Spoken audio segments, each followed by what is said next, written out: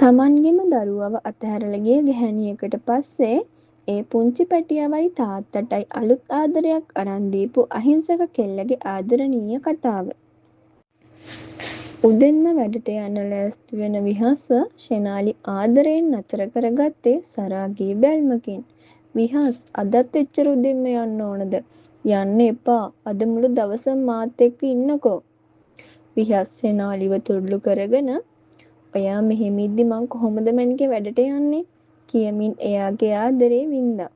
මුල් කාලේ එයාලගේ ආදරේ ඒ තරම් උණුසුම් වුණා. දවසක් උදේ විහස් ඔෆිස් යන්න ලෑස්ති වෙද්දි ෂෙනාලි ප්‍රෙග්නන්සි කිට් එක පෙන්නලා කිව්වා එයා ප්‍රෙග්නන්ට් කියලා. විහස් සතුටින් ෂෙනාලිව වඩාගෙන කැරකෙද්දි ෂෙනාලි කලේ එයාව පස්සට තල්ලු කරලා කෑ ගහපු එක. විහස් මට මේකට සතුටු වෙන්න බෑ. මගේ ඇඟේ ෂේප් එක විනාශ වෙනවා. ඒ අපේ බබා ඔයාගේ ලස්සන අඩුවක් වෙන්නේ නෑ සුදු. විහස් අසරණව කිව්වත් ෂෙනාලි හක බලාගත්තා. මාස 9 පුරාවටම ෂෙනාලි කලේ තමන්ගේ ලස්සන රැකගන්න හිතාගෙන හැමෝම එක රණ්ඩු කරපු එක විතරයි. හොස්පිටල් එකේදී ලස්සන චූටි දුවෙක් ලැබුණත් ෂෙනාලි දුවට කිරි දෙන්නවත් කැමති වුණේ නැහැ. මට බෑ විහස් මගේ පපුවේ හැඩේ අවුල් යනවා පිටි කිරි දීලා හදාගන්න. අන්තිමේදී දවසක් රෑ වෙන මිනිහෙක් එක්ක කතා කරපු ෂෙනාලි පහුවදා උදේම ලියුමකුත් තියලා ගෙදරින් යන්න ගියා. මට මගේ ෆ්‍රීඩම් එක ඕන. මම මගේ ලස්සන අගය කරන සල්ලිකාර කෙනෙක් එක්ක යනවා. බබා ඔයාම තියාගන්න. ගෑණියෙක් වෙනුවෙන් තිබුණු ආදරේ වෙනුවට විහස්ගේ හිතේ ලොකු වෛරයක් නිර්මාණය වුණා. විහස් රෑ තිස්සේ නොනිදා දුවව බලාගත්තා. ඒත් වැඩත් එක්ක දුවව තනියම බලාගන්න බැරි නිසා එයා අකමැත්තෙන් වුණත් බබාව බලාගන්න කෙනෙක් හොයලා පත්තරේට ඇඩ් එකක් දැම්මා. ඒ ඇඩ් එක බලලා ආපු පළවෙනි සේවිකාව බබාට සැර කරද්දි විහස් එයාව එළියට ඇදලා දැම්මා. ඊළඟට ආපු කෙල්ල විහස්ගේ සල්ලියට ඇහැ දාන්න හදද්දි තම්සෙ මෙහෙට ගත්තේ මගේ දුව බලාගන්න. ගෑනු කියන්නේ කොච්චර ජරා ජාතියක්ද කියලා තම්සෙලා ආයෙත් මට ඔප්පු කරනවා කියලා එයාවත් ගෙදරින් එළියට ඇදලා දැම්මා. නගරේ අනෙක් කොනක හිටපු පැහැසි කියන්නේ එයාගේ පුංචි අම්මගෙනුයි පුංචි අම්මගේ දුව වෙන පවෙනගෙනුයි අප්‍රමාණ හිංසා විඳපු අහිංසක කෙල්ලෙක්. පත්තරේ තිබුණු ඇඩ් එක දැකපු පැහැසි පඩියෙන් භාගයක් ගෙදරට එවනවා කියලා පුංචි අම්මගෙන් අවසර අරන් විහස්ගේ ගෙදරට ආවා. විහස් පැහැසි දිහා බැලුවේ තද සැර බැල්මකින්. ඔය වගේ කෙල්ලෙක් කොහොමද මාස ගානක බබෙක් බලාගන්නේ? තව දවස් දෙකකින් රස්සාව දාලා දුවන්න දාවේ. ඒත් පැහැසිගේ අසරණකමයි අම්මගේ පෙරැත්තයි නිසා විහස් එයාව රස්සාවට ගත්තා. පැහැසි රෝස මලක් වගේ හිටපු චූටි දුවව සෙනෙහසින් පපුවට තද කරගනිද්දී දොර ළඟ හිටපු විහස්ගේ හිතට නොදැනෙන උණුසුමක් දැනුණා. පහුවදා ඉඳන් පැහැසි බබාව බලාගත්තේ තමන්ගේම ළමෙක් බලා ගන්නවා වගේ. දවසක් බබාට බඩේ ගෑස් පිරিলা අඩද්දී විහස් කේන්තියෙන් සැලකලත් පැහැසි බබාව උරහිසට තියාගෙන ෂණිකයෙන් ඇඬුම නතර කළා. විහස් තමන්ගේ වරද වටහාගෙන පැහැසිගෙන් සමාව ඉල්ලුවා. "සෝරි, මං හිතුවේ තමුස ළමයා ගැන බලන්නේ නැහැ කියලා." තවත් දවසක් පැහැසි බිම නිදාගෙන බබාගේ අත අල්ලන් ඉන්නවා දැකපු විහස් එයාට නොදැනෙන්න ෂෝල් එකක් පෙරෙව්වා. විහස්ගේ තද මූණ පිටිපස්සේ ඉන්නේ ආදරණීය තාත්තා කෙනෙක් කියලා පැහැසිට තේරුණා. දවසක් රෑ බබාට හොඳටම උණ ගැනුණා. විහස් කලබලයෙන් පැහැසිවත් එක්කම බබාව හොස්පිටල් එකට අරගෙන ගියා. ඩොක්ටර්ස්ලා බබාට ඉන්ජෙක්ෂන් ගහද්දී පැහැසි තමන්ගේම දරුවෙක්ට වගේ ඇස්වලින් කඳුළු පෙරාගෙන ඇඬුවා. බබාගේ ඇඳ ළඟ ඉඳන් එක මොහොතක්වත් ඇස් පියා ගන්න නැතුව බබාව බලා ගන්න හැටි දැක්ක විහස්ගේ හිතේ පැහැසි ගැන තිබුණු සැකය සම්පූර්ණයෙන්ම දිය වෙලා ගියා. හොස්පිටල් එකේ ඉඳන් එන ගමන් අම්මගේ ඕනකමට එයාලා පැහැසට ඇඳුම් ගන්න shopping mall එකකට ගියා. එතනදී එකපාරටම කඩාපාත් උනේ පුංචි අම්මයි පවනි. "අපෙන් පන්නන ඇවිත් මෙතන සල්ලිකාරයෙක් අල්ලගෙන සැප විඳිනවා." පවනි කෑ ගැහුවා. "එනවා යන්න." පුංචි අම්මා පැහැසිගේ අතින් නැද්දා. විහස් පවුරක් වගේ මැදට ආවා. "කාගෙන් අහලාද මෙයාගේ ඇඟට අත තියන්නේ? මෙයාගේ කිසිම දෙයකට ඇඟිලි ගහන්න තම්සලාට අයිතියක් නැහැ. විහස් කෑ ගහලා එයාලව එලවලා දැම්මා. වාහනේට ආවහම විහස් ඉතා සංසුන්ව කිව්වා ආයේ ඒ අයට බය වෙන්න ඕන නැහැ. තමුසේ ඉන්නේ මගේ ගෙදර කියලා. එදා රෑ විහස්ට තේ එක අරන් යද්දී පැහැසි එයාට ස්තුති කළාම විහස් මුල් වතාවට එයාව පැහැසි කියන නමින් කතා කළා. දෙන්න අතරේ නොකියුණු ලොකු ලන්වීමක් ඇති වුණේ ඒ වෙලාවේ. පහුවදා හවස වෙන මිනිස්සෙක් එක්ක පැනලා ගිය ෂෙනාලි හදිස්සියෙම අධික විලවුන් සුවඳක් පතුරවමින් ගෙදරට ආවා. එයා අහංකාර විදිහට ඩිවෝස් පේපර් ටික මේසේ උඩට දැම්මා. විහස් කිසිම පැකලීමක් නැතුව ඒකට අස්සම් කළා. ෂෙනාලි පැහැසි දිහා බලලා දැන්මම වැඩකාර කෙල්ලන්ව නංවගෙන වගේ කියලා සරදම් කරද්දිම තමුසේ මගේ ගෙදර ඉන්න අය ගැන කතා කරන්න ඕන නැහැ කියමින් විහස් ෂෙනාලිව තදින් ගෙදරින් එළියට ඇදලා දැම්මා. දැන් චූටි දුවට මාස 6ක්.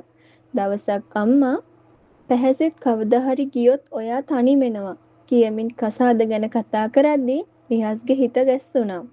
එදා රෑ විහස් පැහැසිගෙන් තමුසට කවදා හරි මේ ගෙදරින් යන්න හිතෙයි නේද කියලා ඇහුවා.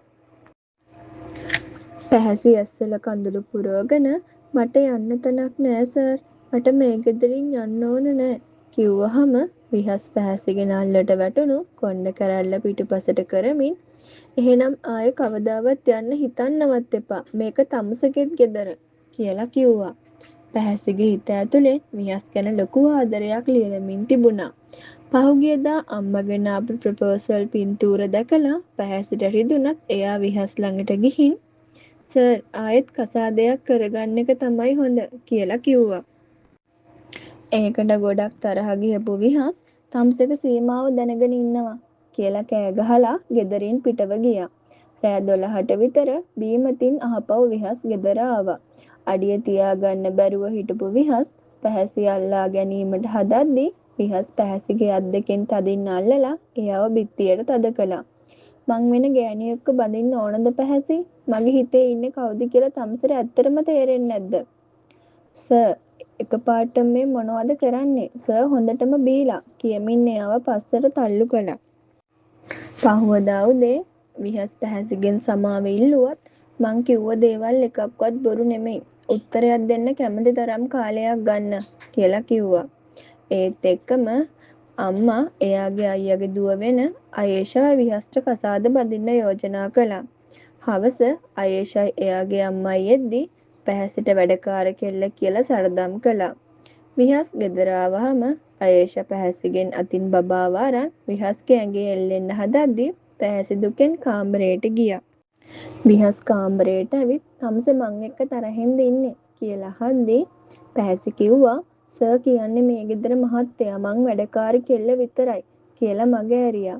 රෑට ආයෙත් විහස් ඇවිල්ලා මට මේ ලෝක වෙන කාගෙන්වත් වැඩක් නෑ. මට ඕනි තමුසේ විතරයි කියද්දී ලොකු නෝනාගේ විශ්වාසෙ කඩන්න බෑ කියලා පැහැසි අසරණව කිව්වා.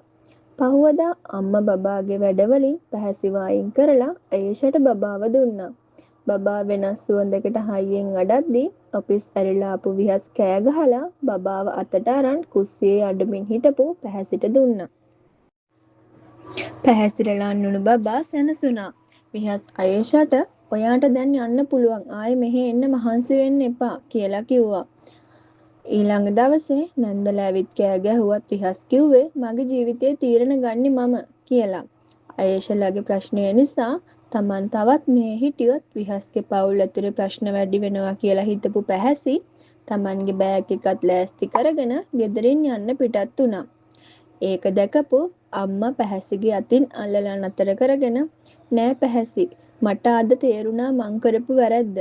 මගේ පුතාටයි බබාටයි ඇත්තටම ආදරය කරන්නේ ඔයා විතරයි කියමින් පැහැසිව ආදරයෙන් පිළිගත්තා.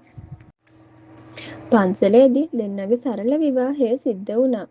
මාළුනී අම්මා බබාව බලා ගන්න බාර ගනිද්දී දෙන්න මද සමය සඳහා නුවරඑළියට ගියා. සීතල නුවරඑළියේ රෝස මල් පෙති පිරුණු කාමරයේදී පැහැසි ප්‍රථම වතාවට විහස් කියලා එයාගේ නමින් අමතද්දී දෙන්නගේ අලුත් ආදරණීය ජීවිතය ආරම්භ වුණා. විහස් සහ බබාව අතහැරලා දමා ගියපු ෂෙනාලි තමන්ගේ සල්ලිකාර පෙම්වතා සමග සැප ජීවිතයක් ගත කිරීමට පටන්ගෙන තිබුණා. නමුත් මාස කිහිපයකට පස්සේ ඇය නැවත ගැබිනියක් වූ විට ඒ පුද්ගලයා ඇයව අතහැර දමා ගොස් තිබුණා. කසාදෙන් මාස 3කට පස්සේ පුංචි අම්මාලව බලන්න යන අතරමඟදී කඩයක ෂෙනාලිව හමු වුණා. අසරණව වී සිටි ෂෙනාලි විහස් සහ පැහැසි සමග සිටින ලස්සන චූටි දුවව දැකලා කඳුළු පෙරාගෙන ලන් වුණා. විහස් මට සමා වෙන්න, මට මගේ දුවව පොඩ්ඩක් අල්ලන්න දෙන්න, ෂෙනාලි අඬමින් කිව්වා. විහස් පැහැසිව සහ බබාව පස්සට කරමින් තදින් කිව්වා, තම්සට ලැජ්ජාවක් නැද්ද මේ ළමයා අල්ලන්න? බඩට ඇවිත් හම්බ වෙනකම්ම බැන බැන ඉඳලා උපන්දා ඉඳන් කිරි ටිකක්වත් නොදී අතහැරලා ගිය තම්සට අද මම මේ දරුවා මතක් වුණාද? තම්ස මේ දරුවගේ අම්මා නෙමේ ෂෙනාලි. මෙන්න මෙයා විතරයි මගේ දුවගේ එකම අම්මා. විහස් පැහැසිගේ උරහිස තදින් අල්ලා ගත්තා. ඊට පස්සේ එයාලා ගියේ පැහැසිගේ පුංචි අම්මලාගේ ගෙදරට. එයාලගේ දුව පවනි කොල්ලෙක් එක්ක පැනලා ගිහිල්ලා එයාලත් අසරණ වෙලා හිටියා. ඉස්සර තමන්ට වෙනස්කම් කළ පුංචි අම්මට පැහැසි මුදලින් සහ කෑම බඩු වලින් උපකාර කළා. ආපසු වෙන අතරමඟදී වාහනේ ඇතුලේ පැහැසි හිමීට විහස්ගේ උරහිසට බර වුණා. මට මේ වගේ ලස්සන ජීවිතයක් දුන්නට ගොඩක් ස්තුතියි විහස්. විහස් hina වෙලා පැහැසිගේ හිස මත තමන්ගේ තොල් තබා ආදරණීය හාදුවක් තැබුවා. අතීතයේ සියලු දුක් සෝදා හැර පැහැසි සහ විහස් චූටි දුව ආදරයෙන් සහ මහත් සැනසීමෙන් පිරුණු අනාගතයට පා තැබුවා. සමහර වෙලාවට අපේ ජීවිතවලට ලොකුම වේදනාවන් එන්නේ ඊටත් වඩා ලස්සන ආදරයක් අපේ ජීවිතවලට අරන් එන්න වෙන්නේ නැති.